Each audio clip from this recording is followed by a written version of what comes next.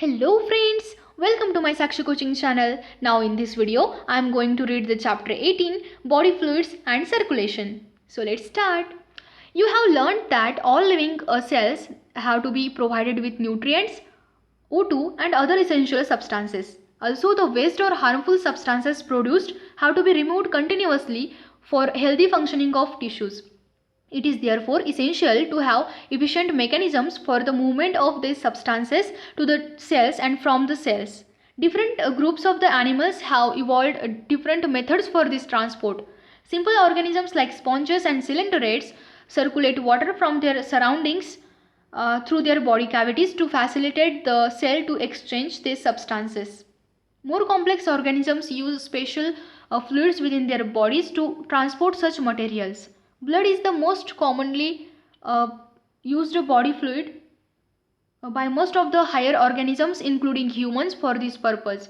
Another body fluid, lymph, also helps in the transport of certain substances. In this chapter, you will learn about the composition of properties of blood and tissue and lymph tissue fluid, and the mechanism of circulation of blood is also explained herein. Blood is a special connective tissue consisting of a fluid matrix, plasma and formed elements. Plasma is a straw-colored viscous fluid constituting nearly 55% of the blood. 90 to 92% of the plasma is water and proteins contribute 6 to 8% of it. Fibrinogen, globulins and albumins are the major proteins. Fibrinogens are needed for coagulation of blood. Globulins primarily are involved in defense mechanisms of the body, and the albumins help in osmotic balance. Plasma also contains a small amount of minerals like Na plus, Ca plus 2, magnesium plus 2, HCO3 minus, Cl minus, etc. Glucose, amino acids, lipids, etc. are also present in the plasma as they are always in transit in the body. Factors for coagulation or clotting of the blood are also present in the plasma in the inactive form. Plasma without clotting factors is called serum. Formed elements, erythrocytes, leukocytes and platelets are collectively called formed elements, and they constitute nearly 45% of the blood. Erythrocytes or red blood cells are the most abundant of all the cells in the blood. A healthy adult man has on average 5 millions to 5.5 millions of the RBCs per millimeter cube of blood. RBCs are formed in the red bone marrow in adults. RBCs are devoid of nucleus in most of the mammals and are biconcave in shape. They have a red colored iron containing complex protein called hemoglobin, hence the color and the name of these cells. A healthy individual has 12 to 16 grams of the hemoglobin in every 100 ml of the blood. These molecules play a significant role in the transport of the respiratory gases. RBCs have an average lifespan of 120 days, after which they are destroyed in the spleen, that is graveyard of RBCs. Leukocytes are also known as white blood cells, WBC, as they are colorless due to the lack of hemoglobin. They are nucleated and are relatively lesser in number, which averages 6,000 to 8,000 per millimeter cube of blood. The leukocytes are generally short-lived. We have two main categories of WBCs, granulocytes and agranulocytes. Neutrophils, eosinophils and basophils are different types of the granulocytes, while lymphocytes and monocytes are the agranulocytes. Neutrophils are the most abundant cells, 60 to 65% of the total WBC, and basophils are the least, 0.5 to 1% among them. Neutrophils and monocytes, 6 to 8%, are phagocytic cells which destroy foreign organisms entering the body. Basophils secrete histamine, serotonin, heparin, etc. and are involved in inflammatory reactions. Eosinophils, 2 to 3%, resist infections and are also associated with allergic reactions. Lymphocytes, 20 to 25%, are of two major types, B and T forms. Both B and T lymphocytes are responsible for the immune responses of the body. Platelets, also called thrombocytes, are cell fragments produced from the megakaryocytes special cells in the bone marrow. Blood normally contains 1,50,000 to 3,50,000 platelets per millimeter cube. Platelets can release a variety of substances, most of which are involved in the coagulation or clotting of the blood. A reduction in their number can lead to the clotting disorders, which will lead to excessive loss of blood from the body. Blood groups. As you know, blood of the human beings differ in certain aspects through it appears to be similar. Various types of grouping of the blood has been done. Two such groupings, the ABO and RH, are widely used all over the world. ABO grouping is based on the presence or absence of two surface antigens, chemicals that can induce immune response on the RBCs, namely A and B. Similarly, the plasma of the different individuals contain two natural antibodies, proteins produced in response to antigens. The distribution of antigens and antibodies in the four groups of the blood A, B, AB and O are given in the table 18.1. You probably know that during blood transfusion, any blood cannot be used. The blood of a donor has to be carefully matched with the blood of the recipient before any blood transfusion to avoid several problems of clumping, that is destruction of RBCs. The donor's compatibility is also shown in the table 18.1. From the above mentioned table, it is evident that group O blood can be donated to persons with any other blood group, and hence O group individuals are called universal donors. Persons with AB group can accept blood from persons with AB as well as the other groups of the blood. Therefore, such persons are called universal recipients. RH grouping, another antigen, the RH antigen similar to one present in rhesus monkeys, hence RH, is also observed on the surface of the RBCs of majority, nearly 80% of the humans. Such individuals are called RH positive, and those in whom this antigen is absent are called RH negative. An Rh negative person, if exposed to Rh positive blood, will form specific antibodies against the Rh antigens. Therefore, Rh group should be matched before transfusion. A special case of Rh incompatibility mismatching has been observed between the Rh negative blood of a pregnant mother with the Rh positive blood of the fetus. The Rh antigen of the fetus do not get exposed to the Rh negative blood of the mother in the first pregnancy, as the two bloods are well separated by the placenta. However, during the delivery of the first child, there is possibility of exposure of the maternal blood to small amounts of the Rh positive blood from the fetus. In such cases, the mother starts preparing antibodies against Rh in her blood. In case of her subsequent pregnancies, the Rh antibodies from the mother, Rh negative, can leak into the blood of the fetus, that is Rh positive, and destroy the fetal RBCs.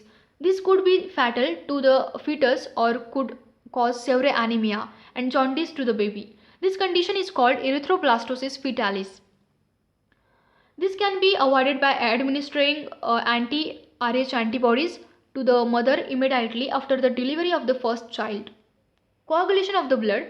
You know that when you cut your finger or hurt yourself, your wound does not continue to bleed for a long time. Usually the blood stops flowing after some time. Do you know why? Blood exhibits coagulation or clotting in response to an injury or trauma. This is the mechanism to prevent excessive loss of blood from the body. You would have observed a dark reddish brown scum formed at the site of cut or injury over a period of time. It is a clot or coagulum formed mainly of a network of threads called fibrins, in which dead and damaged formed elements of the blood are trapped.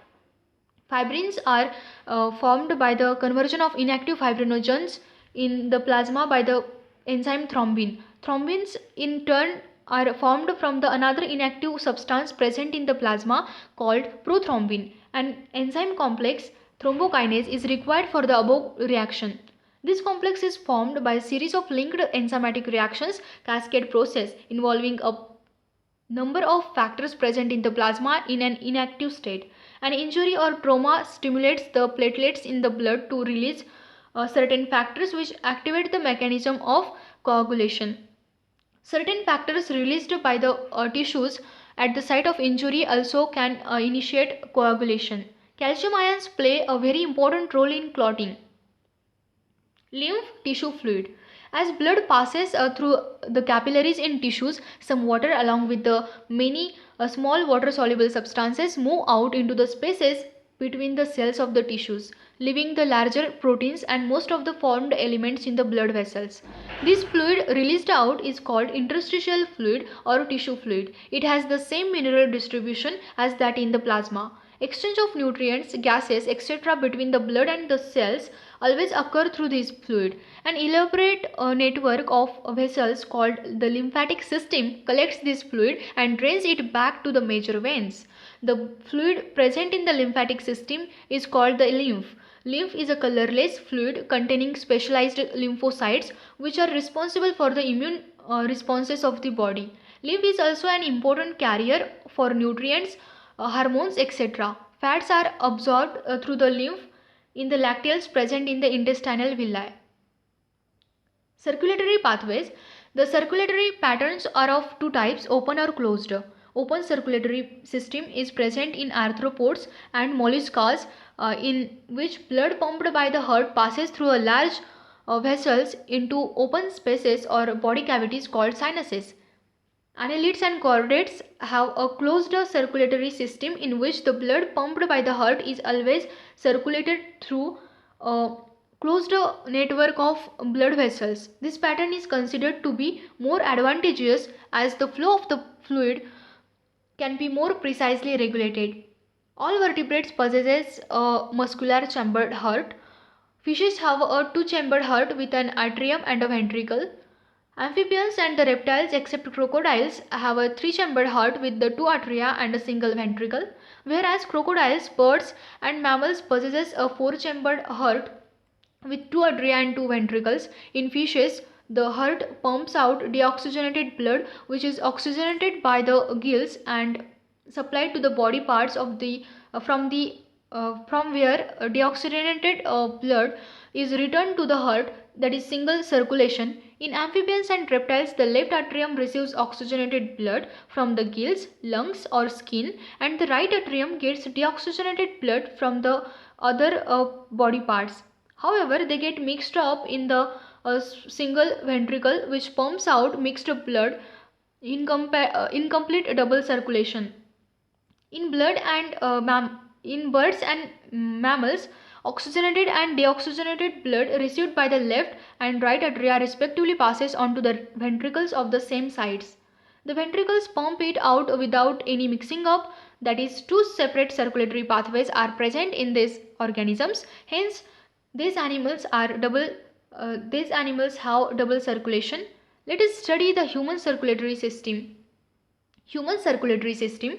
Human circulatory system, also called the blood vascular system, consists of a muscular chambered heart, a network of closed branching blood vessels and blood, the fluid which is circulated. Heart, the mesodermally derived organ, is situated in the thoracic cavity in between the two lungs, slightly tilted to the left. It has the size of clenched fist. It is protected by a double-walled membranous bag pericardium enclosing the pericardial fluid. Our heart has four chambers, two relatively small upper chambers called atria and two larger lower chambers are called ventricles. A thin muscular wall called the interatrial septum separates the right and the left atria, whereas the thick walled, the interventricular septum separates the left and the right ventricles. The atrium and the ventricle of the same side are also separated by a thick fibrous tissue called the atrioventricular septum. However, each of these septa are provided with an opening through which the two chambers of the same side are connected. The opening between the right atrium and the right ventricle is guarded by a wall formed of three muscular flaps or cusps, the tricuspid wall, whereas a bicuspid or a mitral wall guards the opening between the left atrium and the left ventricle. The openings of the right and the left ventricles into the pulmonary artery and the aorta respectively are provided with the semilunar valves.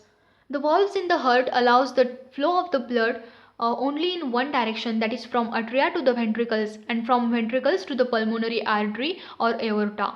These valves prevent any backward flow. The entire heart is made of cardiac muscles. The walls of ventricles are much thicker than that of the atria.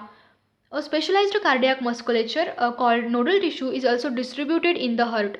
A patch of this tissue is present in the right upper corner of the right atrium called the sinoatrial node (SAN). Another mass of this tissue is seen in the lower left corner of the right atrium close to the atrioventricular septum called atrioventricular node (AVN). A bundle of nodal fibers, atrioventricular bundle (AV bundle), continues from the AVN, which passes through the atrioventricular septa to emerge on the top of the interventricular septum and immediately divides into right and left bundle. These branches gives rise to minute fibers throughout the ventricular musculature of the respective sides and are called Purkinje fibers. These fibers along with the right and the left bundles are known as bundle of His. The nodal musculature has the ability to generate action potentials without any external stimuli, that is, it is auto-excitable. However, the number of the action potentials that could be generated in a minute vary at different parts of the nodal system. The SAN can generate the maximum number of the action potentials, that is 70 to 75 per minute, and is responsible for initiating and maintaining the rhythmic contractile activity of the heart. Therefore, it is called the pacemaker. Our heart normally beats 70 to 75 times in a minute, average 72 beats per minute. Cardiac cycle. How does the heart function? Let us take a look. To begin with, all the four chambers of the heart are in relaxed state, that is, they are in joint diastole. As the tricuspid and the bicuspid walls are open, blood from the pulmonary veins and vena cava flows into the left and right ventricles respectively through the left and right atria. The semilunar walls are closed at this stage. The SAN now generates an action potential which stimulates both the atria to undergo a simultaneous contraction, the atrial systole. This increases the flow of the blood into the ventricles by about 30%. The action potential is conducted to the ventricular side by the AV node and AV bundle, from where the bundle of His transmit it through the entire ventricular musculature. This causes the ventricular muscles to contract, ventricular systole. The atria undergoes relaxation, diastole coinciding with the ventricular systole. Ventricular systole increases the ventricular pressure, causing the closure of the tricuspid and the bicuspid valves due to the attempted backflow of blood into the atria. As the ventricular pressure increases further, the semilunar valves guarding the pulmonary artery right side and the aorta left side are forced to open, allowing the blood in the ventricles to flow through these vessels into the circulatory pathways. The ventricles now relax, ventricular diastole and ventricular pressure falls, causing the closure of semilunar valves, which prevents the backflow of the blood into the ventricles. As the ventricular pressure declines further, the tricuspid and the bicuspid valves are pushed open by the pressure in the atria exerted by the blood which was being emptied into them by veins. The blood now once again moves freely to the ventricles. The ventricles and atria are now again in a relaxed joint diastole state as earlier. Soon the SAN generates a new action potential and the events described above are repeated in that sequence and the process continues. This sequential event in the heart, which is cyclically repeated, is called the cardiac cycle, and it consists of systole and diastole of both the atria and ventricles. As mentioned earlier, the heart beats 72 times per minute, that is, that many cardiac cycles are performed per minute. From this, it could be deduced that the duration of the cardiac cycle is 0.8 second. During a cardiac cycle, each ventricle pumps out approximately 70 ml of the blood, which is called the stroke volume. The stroke volume multiplied by the heart rate, that is number of the beats per minute, gives the cardiac output. Therefore, the cardiac output can be defined as the volume of the blood pumped out by each ventricle per minute and averages 500 ml, 5000 ml or 5 liters in a healthy individual. The body has the ability to alter the stroke volume as well as the heart rate and thereby the cardiac output. For example, the cardiac output of an athlete will be much higher than that of the ordinary man. During each cardiac cycle, two prominent sounds are produced which can be easily heard through a stethoscope. The first heart sound lub is associated with the closure of tricuspid and bicuspid valves, whereas the second heart sound dub is associated with the closure of the semilunar valves. These sounds are of clinically diagnostic significance. Electrocardiograph ECG. You are probably familiar with this scene from a typical hospital television show. A patient is hooked up to a monitoring machine that shows voltage traces on a screen and makes the sound beep beep beep as the patient goes into cardiac arrest. This type of machine, electrocardiograph, is used to obtain an electrocardiogram, ECG. ECG is a graphical representation of the electrical activity of the heart during a cardiac cycle.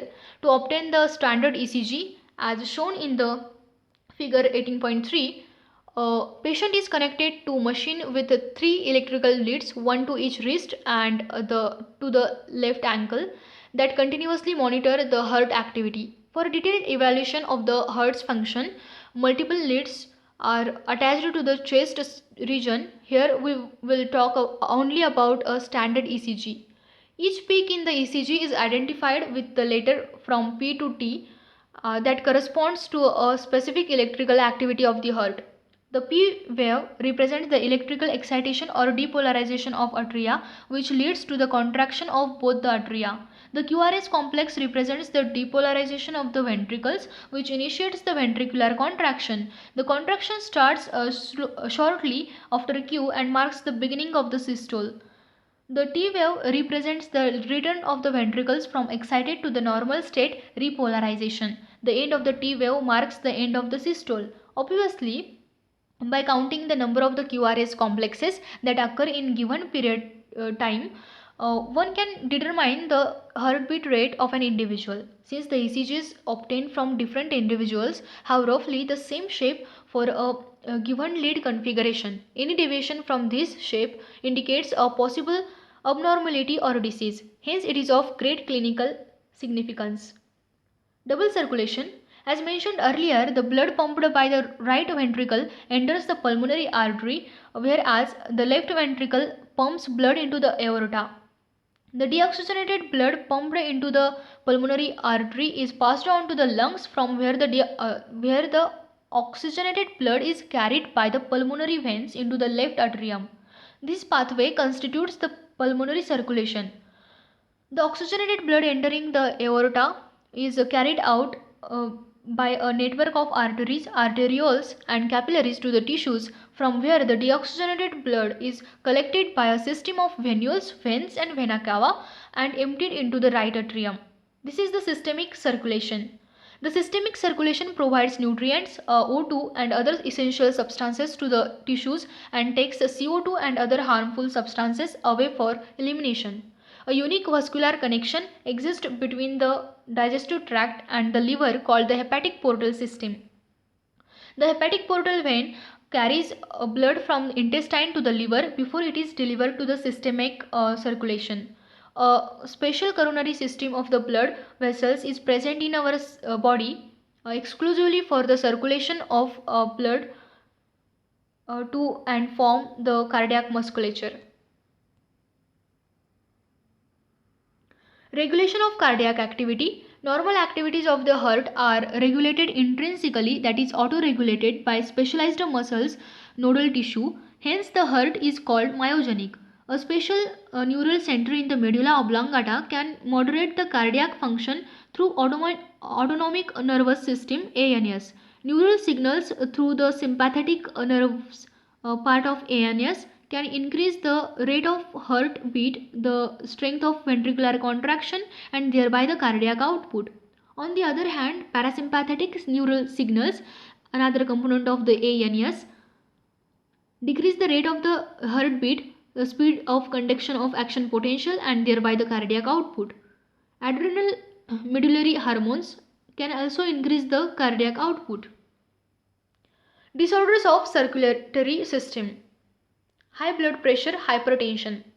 Hypertension is the term for blood pressure that is higher than the normal 120 by 80.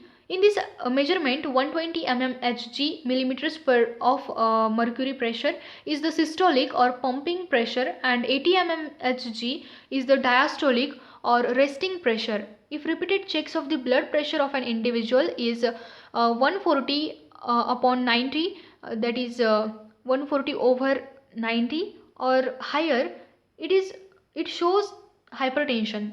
High blood pressure leads to the heart diseases and also affects the vital organs like brain and kidney. Coronary artery disease, CAD. Coronary artery disease, often referred to as atherosclerosis, affects the vessels that supply the blood to the heart muscles. It is caused by deposits of calcium, fat, cholesterol and fibrous tissues, which makes the lumen of the arteries narrower. Angina, it is also called the angina pectoris, a symptom of acute chest pain appears when no enough oxygen is reaching the heart muscle. Angina can occur in men and women of any age, but it is more common among the middle-aged and elderly. It occurs due to the conditions that affect the blood flow. Heart failure. Heart failure means the state of heart when it is not pumping blood effectively through the to meet the needs of body. It is sometimes called congestive heart failure because congestion of the lungs is one of the main symptoms of this disease. Heart failure is not the same as cardiac arrest, when the heart stops beating, or a heart attack when the heart muscle is suddenly damaged by an inadequate blood supply. Summary. Vertebrates circulate blood, a fluid connective tissue, in their body to transport essential substances to the cells and carry waste substances from there. Another fluid, a lymph tissue fluid, is also used for the transport of certain substances. Blood comprises a fluid matrix, plasma and formed elements. Red blood cells, RBCs, erythrocytes. White blood cells, WBCs, leukocytes, and platelets, thrombocytes, constitute the formed elements. Blood of humans are grouped into A, B, AB and O systems based on the presence or absence of two surface antigens, A, B or on the RBCs. Another blood grouping is also done based on the presence or absence of another antigen called rhesus factor (Rh) on the surface of the RBCs. The space between the cells in the tissues contain a fluid derived from the blood called tissue fluid. This fluid, called lymph, is almost similar to the blood except for the protein content and the formed elements. All vertebrates and a few invertebrates have a closed circulatory system. Our circulatory system consists of muscular pumping organ heart, a network of vessels and a fluid blood. Heart has two atria and two ventricles. Cardiac musculature is autoexcitable. Sinoatrial node SAN generates the maximum number of action potentials per minute, 70 to 75 per minute, and therefore it sets the pace of the activities of the heart. Hence it is called the pacemaker. The action potential causes the atria and then ventricles to undergo contraction, that is systole, followed by their relaxation, diastole. The systole forces the blood to move from atria to the ventricles and to the pulmonary artery and the aorta. The cardiac cycle is formed by the sequential events in the heart, which is cyclically repeated and is called cardiac cycle. A healthy person shows 72 such cycles per minute. About 70 ml of the blood is pumped out by each ventricle during a cardiac cycle, and it is called the stroke or beat volume. Volume of blood pumped out by each ventricle of the heart per minute is called the cardiac output, and it is equal to the product of stroke volume and heart rate, approximately 5 liters. The electrical activity of the heart can be recorded from the body surface by using electrocardiograph, and recording is called electrocardiogram ECG, which is of clinical importance. We have a complete double circulation, that is two circulatory pathways, namely pulmonary and systemic are present. The pulmonary circulation starts by the pumping of the deoxygenated blood by the right ventricle, which is carried to the lungs where it is oxygenated and returned to the left atrium.